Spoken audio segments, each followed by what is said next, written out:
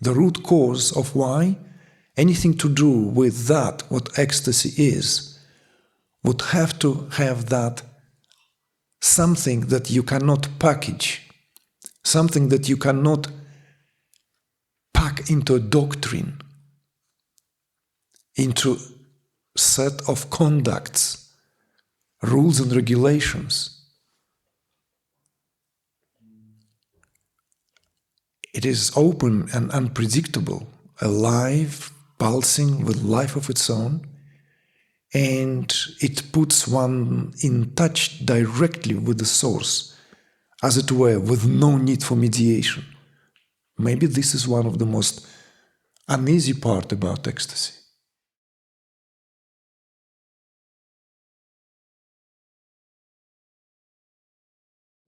Ecstasy.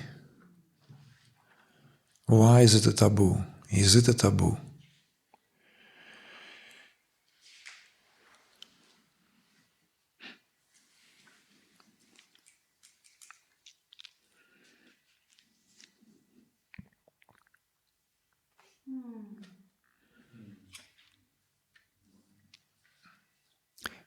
Perhaps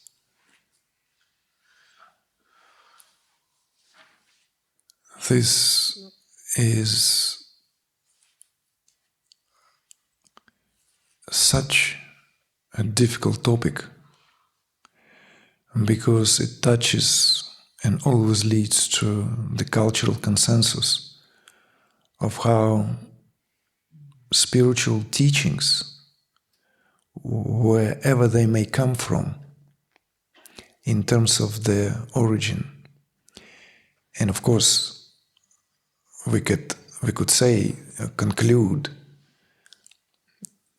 that all teachings must come from the same source. At least if we adopt this perspective of oneness, if we adopt this perspective of a true monism, from the truly monistic perspective, then all teachings, all revelations must come from the same source. How this or that teaching speaks, in which tongue, of which prophet, of which sage,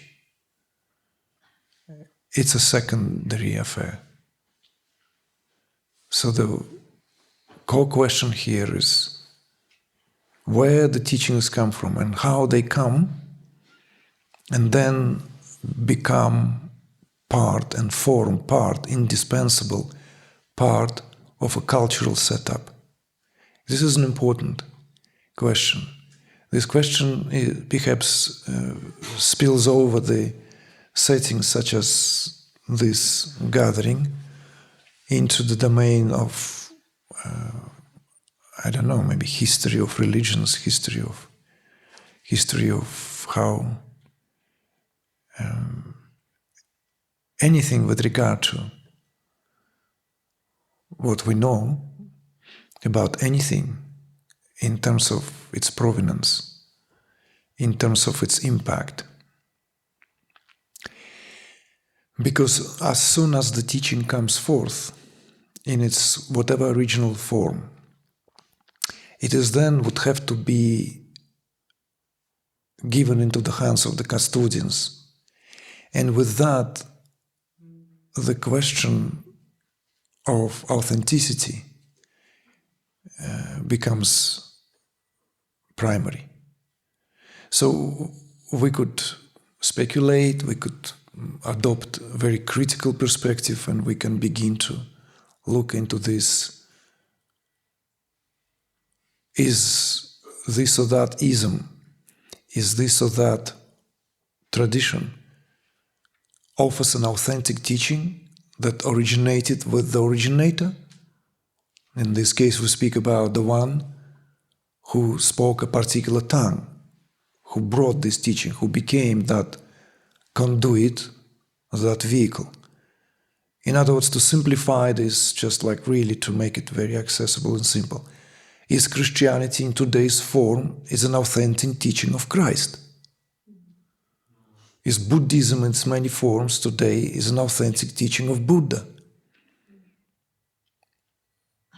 Is Islam also in its many different forms, is an authentic teaching that comes from the Prophet, and so forth. And this is the question of appropriateness, and question of appropriating comes in. So every teaching then have to suffer that fate. It has to suffer that fate of it being, let's say, out of necessity, for it to be utilized, for it to become available. It needs to be one way or another institutionalized.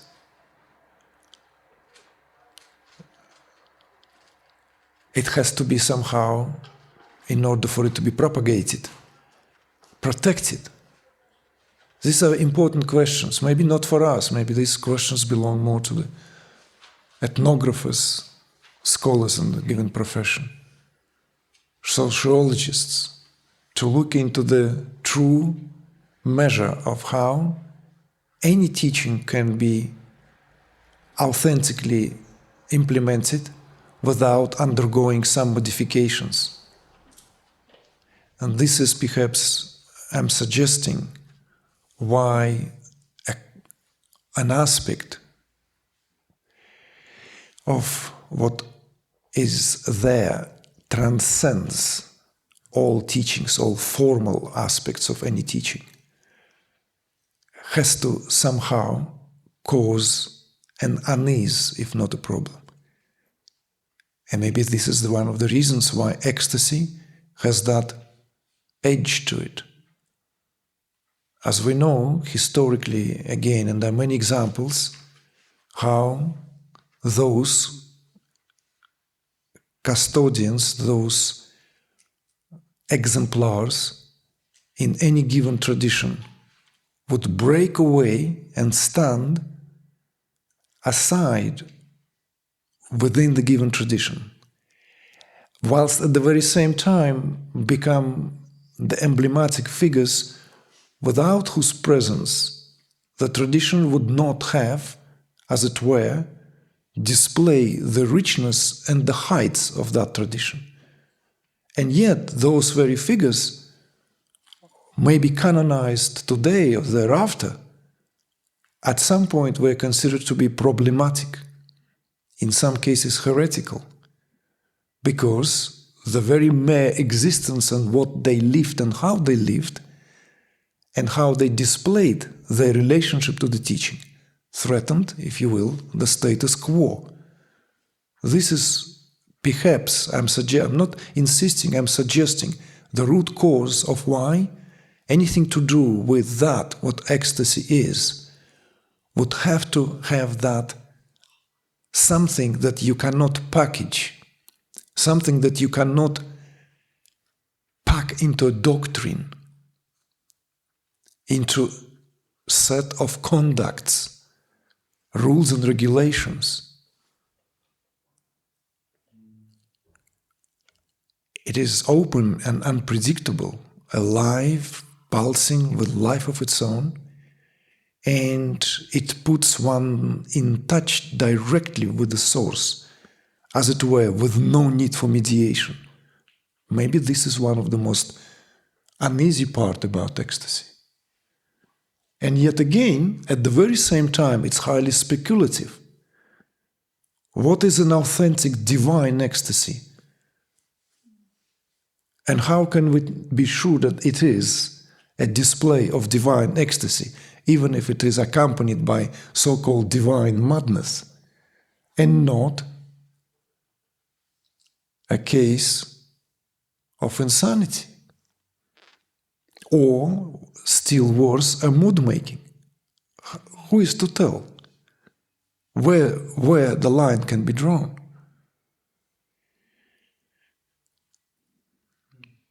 And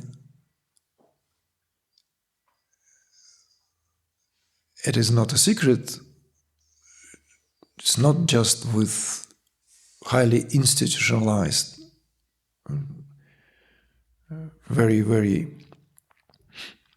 large spiritual traditions, religions, this extends to any groups of people. Any groups of people. So we could say this unease with regard to ecstasy extends to any group where there is some kind of attempt at formalizing relationship. Just think about it yourself. So, I've seen that myself, I've witnessed that in various settings and groups. It has, to begin with, a truly liberating aspect, because ecstasy is accompanied by that. So, it transcends the form, a format. Whenever something comes to the level of institutionalized, there is this continued necessity to maintain the importance of what is being institutionalized. And therefore anything that seems to threaten that or lay a claim on transcending, or even admonition, you see? So if you are Christian and suddenly you have this direct communion,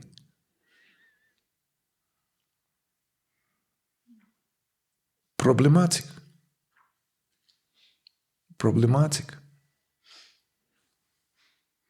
A lot has been said about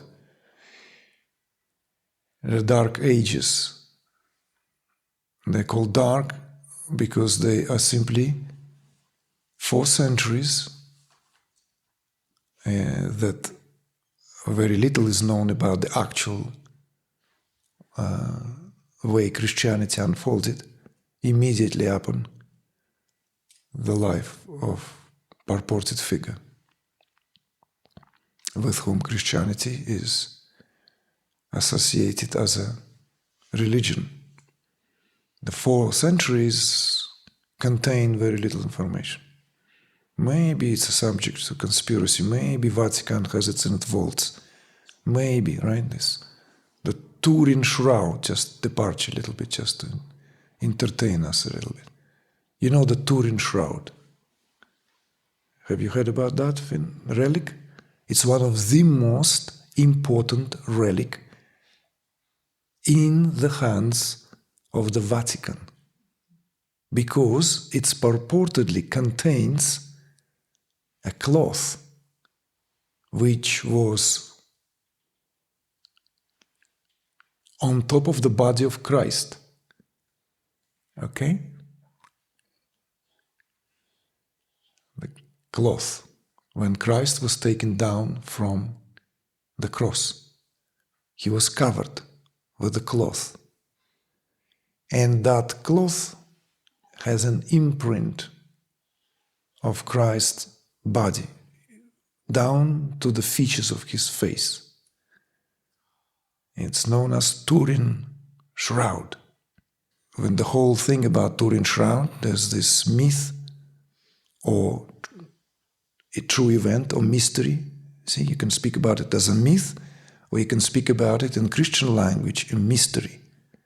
Series of mysteries.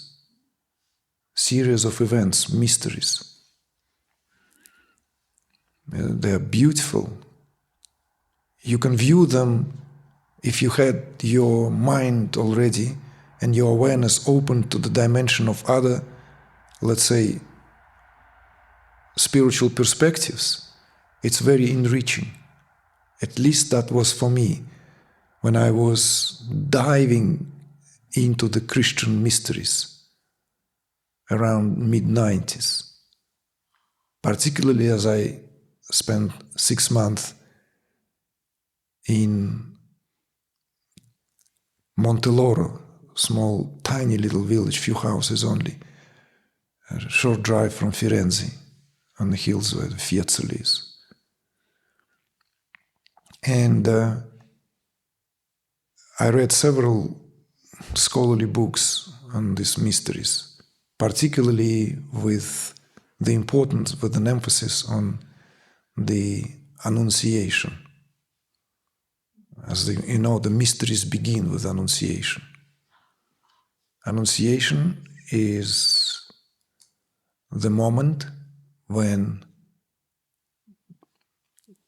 Archangel Gabriel delivers the news to Virgin Mary that she is with the seed of God. So this is the moment.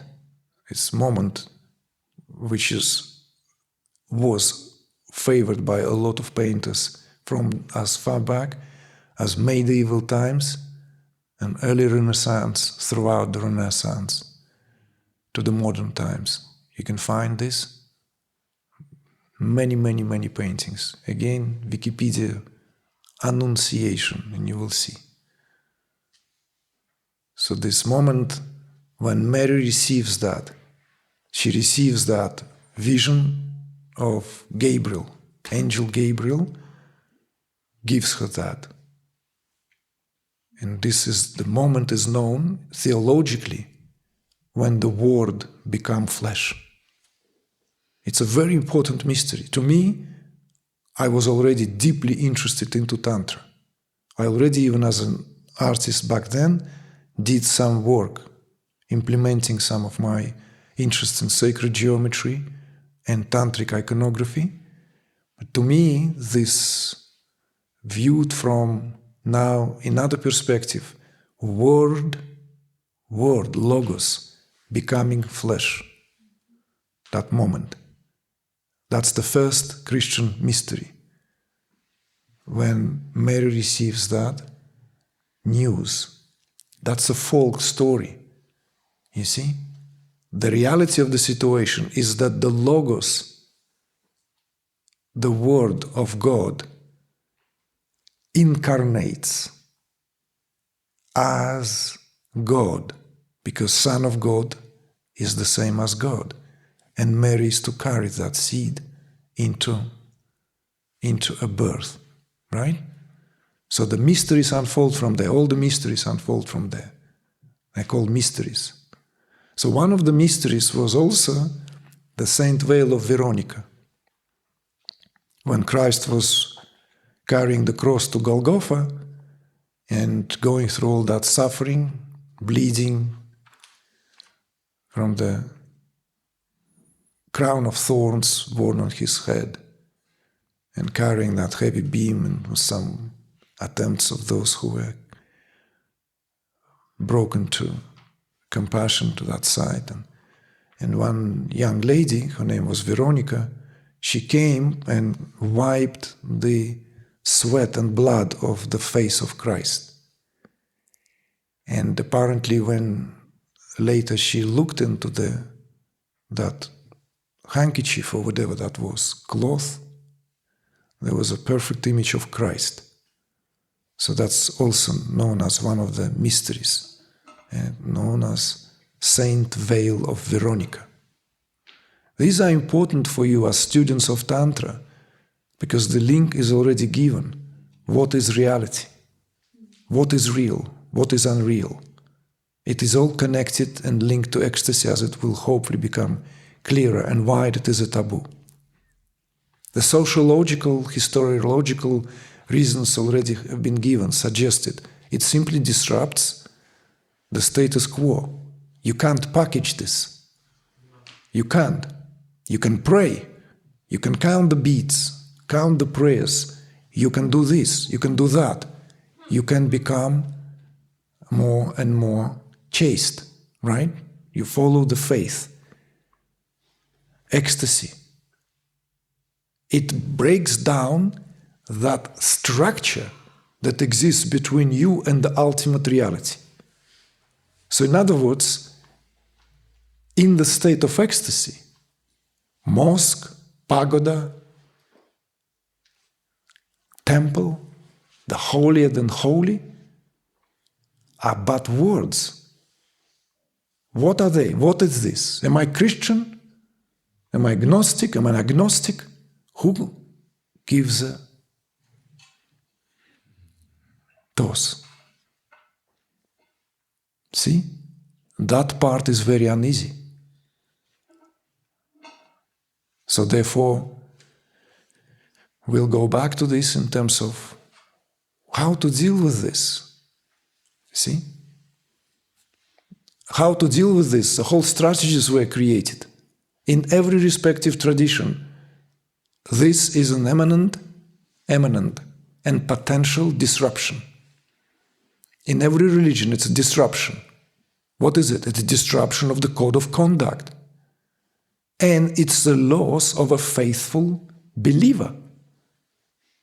You're suddenly not so-and-so, because you've transcended the formal aspect of this. In a state of ecstasy, there's nothing that speaks to the dress code, entourage, and even the memorabilia loses its meaning. The holy symbology loses its meaning.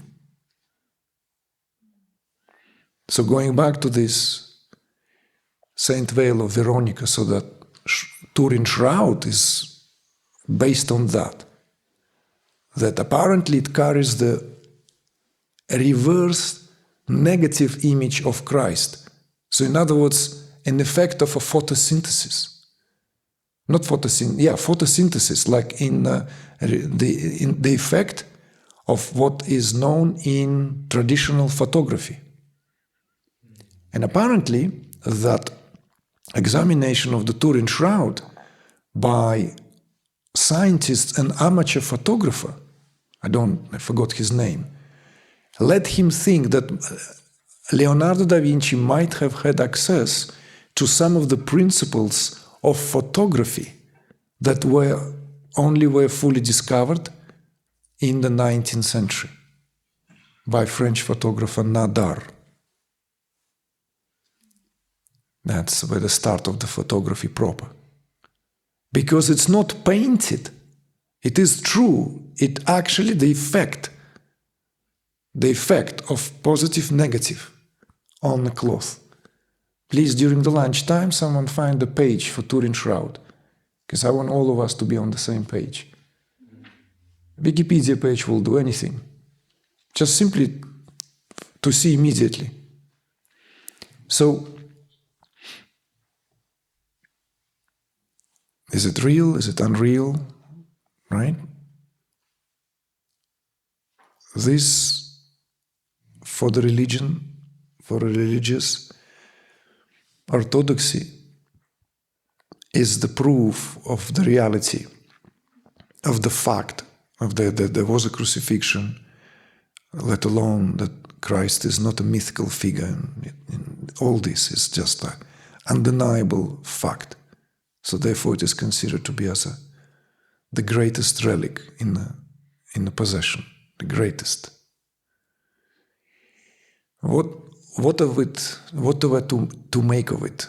Why we speak about this? You see?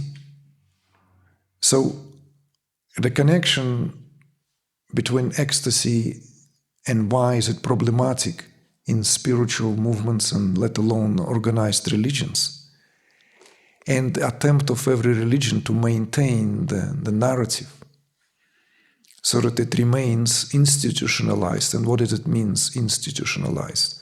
It means that spiritual teaching is now served as a shared consensus, forgive me, for certain undeniable geopolitical agendas. And this is what religion is. And this is why, after many, many years of reflecting, contemplating on this, I came to the conclusion that even though some of the greatest works of art and some of the greatest examples, achievements we could speak, of human civilization are always associated with this or that religion, all religions without a doubt and without exception are a thick filter a thick filter between being in a direct communion with the divine. Because religion has to, I don't know if it has to or not, but it did and does serve the agendas. Of course. We're not reinventing the wheel, let alone opening America here, like discovering America. So many scholarly works have been done about the origins of Christianity, the history of Christianity, and everything. It is abundantly clear how that, what was the teaching which first threatened the status quo of the disintegrating Roman Empire, at the time when it was eaten by its conflicts, internal conflicts above all else. At the time when there was a complete and utter lapse and loss of any spiritual values among the elites. There were thriving communities across the entire known world. Entire North Africa, Mediterranean, entire Europe, Middle East, where these units of newly formed consciousness, these monastic lives, which could be easily traced in terms of their teachings and practices to what was taught and preached by Christ. This is documented, and this was termed immediately as the greatest tool. If I'll call it weapon, maybe there will be a jihad, so let's settle on a tool. Into the greatest tool to turn that situation which was rotten into the advantage to save the empire, the dying empire. And that's the beginning of all the councils at Nicaea. So the genius, we could say, of the Emperor Constantine is that he had his own council prior to that, and when they sat down and they discussed this, it's like, you know what? It's imminent. It's dying. It's actually dead. It's rotting. It's a corpse. Something needs to be done. Wait a minute. This is what we can do. We can institutionalize that, what we were fighting. Because Roman Empire, in the earlier days, was fighting all these Christian communities. That's why the most ancient of all monasteries were hard to reach. They were remote, built in inaccessible areas, like in Cappadocia, in Turkey, modern Turkey, where they were in catacombs. These are famous Christian catacombs, where the early Christian communities gathered, literally underground, literally. So the councils of Nicaea, starting with the first one, began to canonize the teaching, and the whole teaching was given a particular form, which anything that deviates from the teaching would then be called a blasphemy.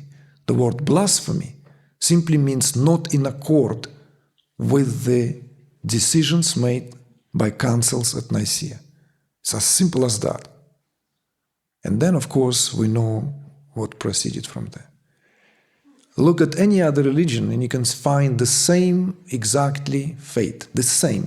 No matter how great the original teaching and revelation, it is usurped by geopolitical agendas to serve certain cultural consensus. Even Buddhism did not escape that fate. So, all great religions, certainly Abrahamic religions, all are that. All of that. They need mediators. There has to be a mediation. That mediation has to be strictly controlled, ruled, and monitored, and administered. And this is why some early mystics paid with their lives. In Christendom, in Islamic civilization, paid with their life for admonition of direct communion and what they have exclaimed, let's say, in a state of ecstasy.